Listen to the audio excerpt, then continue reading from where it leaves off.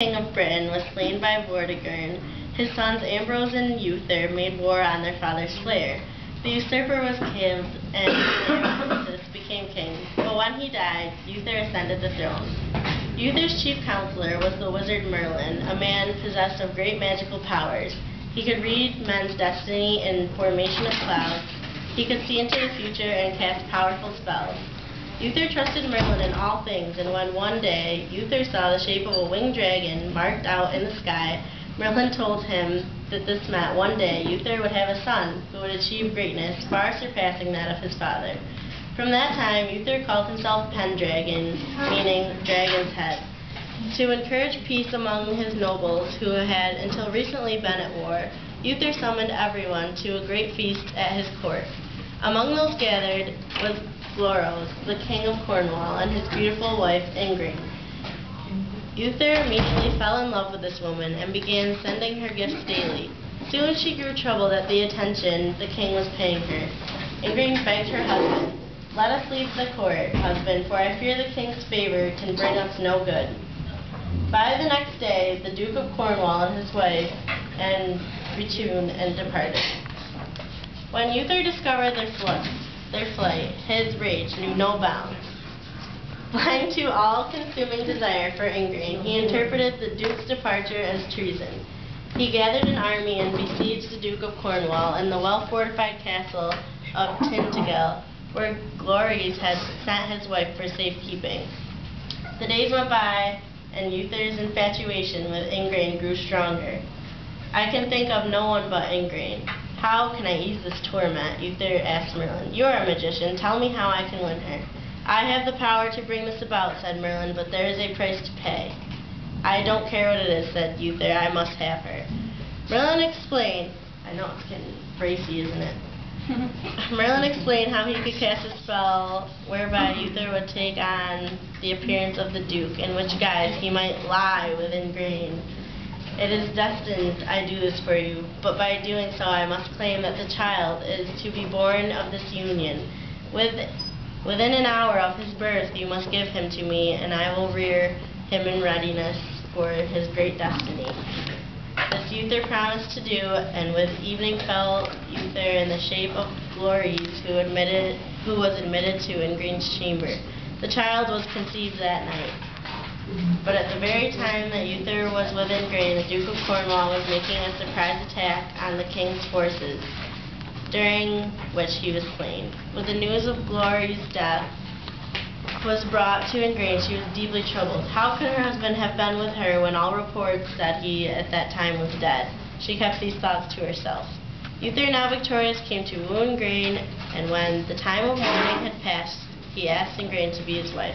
For Ingrid was an honest woman, and when she found she was carrying a child which could not be her husband's, she bravely told Authur what had happened the night of her husband's death. Authur then told her of Merlin's magic, and she agreed to become his wife. They were soon married, and with the child, a boy, was born. Authur took him from his mother. In secret he went to a castle gate and handed the child to waiting Merlin. Merlin carried the baby down a steep cliff from Tintagel and took him to a distant castle. There he entrusted the child, now named Arthur, to care for the good knight Sir Ector. Asking no questions as to whom this child was, he promised to bring him up with his own son Kay. Authur and Ingrid had no more children. When Authur died, dark days fell upon the land, for there was no heir to succeed him. Everyone believed that Authur's child had died at birth, and now the nobles competed to become king. During this time, Arthur grew to young manhood in the safety of Sir Ector's castle. Merlin watched over him carefully, waiting for the moment when the rightful High King should claim his throne. Is that recording?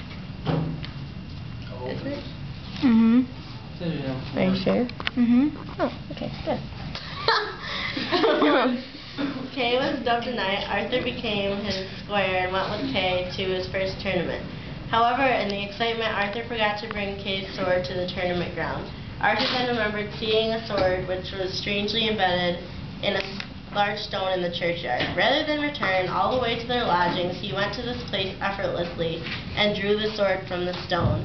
What he did not know was that the sword had been placed there many years before by a wise man who had foretold that it would remain embedded there until it was claimed by the true king.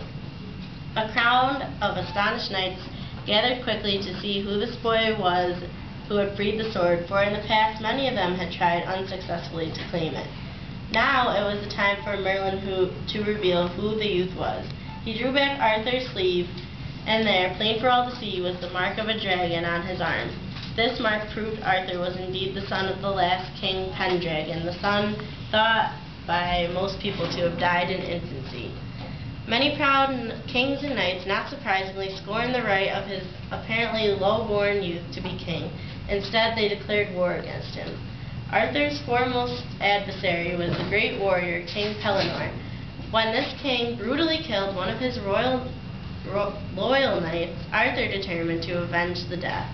The impetuous young king rode out to meet the challenged King Pellinore. But Arthur was an inexperienced fighter and soon fell, badly wounded, beneath King Pellinore's mighty sword strokes.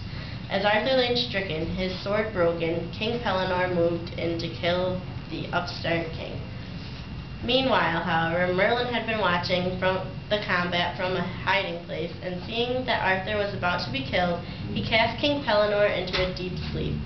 As Pellinore's great bulk sank heavily to the ground in a charmed sleep, Merlin came forward to comfort Arthur.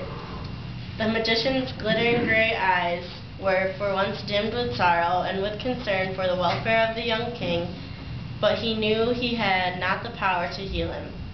And so, helping the wounded to his horse, he mounted his own, and the two men rode slowly away into an enormous forest to seek a hermit who Merlin hoped would heal Arthur's wounds.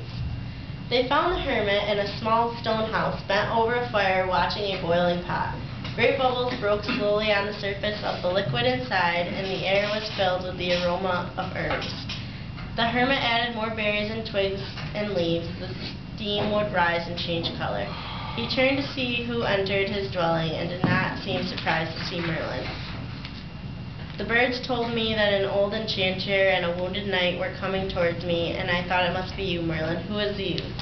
Put him down to rest, for I see he is gravely wounded. Arthur was laid down on a pallet of straw, where he closed his eyes and looked for all the world like a dead man.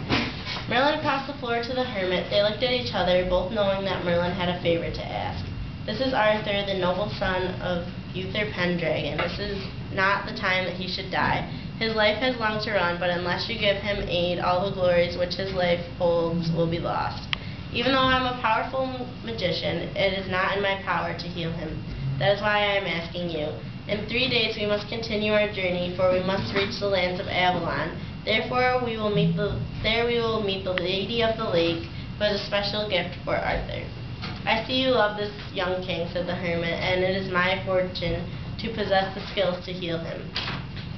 The hermit immediately set to work administering healing balms to Arthur's wounds. For 2 days and nights, Arthur lay delirious in a cave, tossing and turning feverishly. Then, as the medicines worked their way through his body, a change came over him. On the third morning, he awoke refreshed, his wounds all but healed.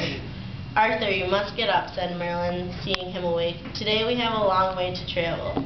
From the insistence in his voice, Arthur knew it was no time to argue. Gingerly rising to his feet, he stumbled towards the door.